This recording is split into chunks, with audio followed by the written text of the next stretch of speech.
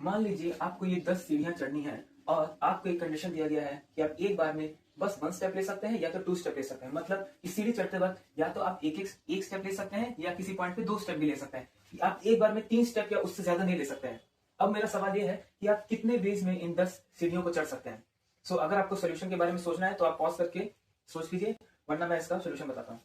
तो पहले हम ऑब्जर्व करेंगे हमें गिवन क्या है। पहला जो कदम होगा वो या तो हम 1 स्टेप लेंगे या तो 2 स्टेप ले सकते हैं। इसके अलावा कोई पॉसिबिलिटी है? बिल्कुल नहीं, क्योंकि हमें कंडीशन में दिया है। अब मान लीजिए इन 10 सीढ़ियों को चढ़ने के लिए टोटल मैं मान रहा हूं 8-10 वेज हैं। ये एक वैल्यू होगी नंबर जिसका मुझे भी पता नहीं, मुझे ये फाइंड करना है। मान लीजिए इसको चढ़ने के लिए 8-10 वेज लगते हैं। तो अगर 8-10 वेज जो है टोटल, उसमें से क्या मैं ये कह सकता हूं कि जितने भी वेज जिनमें पहला कदम 1 स्टेप है वो सारे वेज, और जितने भी वेज जिसमें पहला कदम 2 स्टेप है वो आपस में अलग होंगे? बिल्कुल अलग होंगे, क्योंकि उनमें पहला ही स्टेप ही जब डिफरेंट हो गया तो दोनों जो वेज होंगे वो दोनों डिफरेंट हो गए। और क्या इसके अलावा कोई पॉसिबल है? नहीं। यानी कि यही दो पॉसिबल केस हमको कंसिडर करना है। तो केस 1 कि मेरा पहला कदम जो है स्टेप 1 है, तो अगर मैंने पहले कदम स्टेप 1 लिया तो बाकी कितने बचे? 9। और अगर मुझे 9 सीढ़ियां चढ़नी है तो अगर मैं इसी नोटेशन से जाऊं तो उसको मैं कितने वेज में चढ़ सकता हूं मुझे पता नहीं है, मैं बस कह रहा हूं ए ऑफ 9 वेज में। और अगर मेरा केस 2 में अगर मेरा पहला कदम 2 स्टेप है तो बचेंगे कितने? 8 स्टेप। और सेम इसी नोटेशन से उनको कवर करने के लिए कितने वेज होंगे? ए 8 वेज।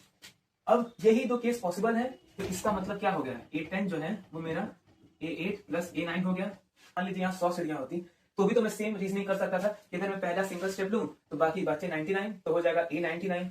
और अगर मैं 2 स्टेप लूं तो बचे 98, तो A100 हो जाएगा A99 प्लस A98।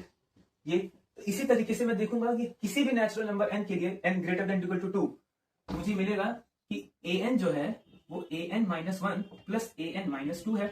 अब हम लोग कहेंगे इससे हमें मिल क्या रहा है? हमें तो ना A8 पता है ना A9 पता है, और इस केस में ना an-1 पता है, an-2 नहीं पता है, तो हम निकालेंगे कैसे? हमें ऑब्जर्व करने की, हमें इस ऑब्जर्वेशन का यूज करके कि क्या हम A1 या A2 निकाल सकते हैं। अच्छा, A1 क्या है? Number of ways to climb 1 सीढ़ी, 1 स्टेयर। यानी कि अगर बस एक सीढ़ी होता तो हम इसको कितने वेज में चढ़ सकते हैं? एक ही वे में। क्या हम इसमें 2 स्टेप ले सकते हैं जब एक ही सीढ़ी है? नहीं, तो बस एक ही वे है। अब मान लीजिए 2 वे होता, 2 सीढ़ी होती, तब क्या क्या तरीका है? ये बहुत ईजी है देखना। एक तरीका है कि मैं एक स्टेप ले लूं या तो एक ही बार में 2 ले लूं। तो A1 तो मेरा हो गया 1 और A2 हो गया मेरा 2। अब मुझे बताइए क्या मैं इस रिलेशन का यूज करके A3 नहीं निकाल सकता? 1 प्लस 2 हो जाएगा 3। अब मुझे A3 मालूम है तो A4 निकाल सकता हूँ। ऐसे करते करते मैं जितने भी AIs हैं सब निकाल सकता हूँ। और इसी मेथड से देखेंगे A10 जो है हमारा वो हो जाएगा 55। ठीक है। सिमिलरली हम कर क्या रहे हैं? हम इस प्रॉब्लम को पहले डिवाइड कर रहे हैं और फिर उसको सिंपल करके सॉल्व कर रहे हैं। ऐसे प्रोसेस को हम लोग कहते हैं डिवाइड एंड कॉन्कर मेथड। तो रिकरेंस रिलेशन में हम एक्चुअली यही करते हैं।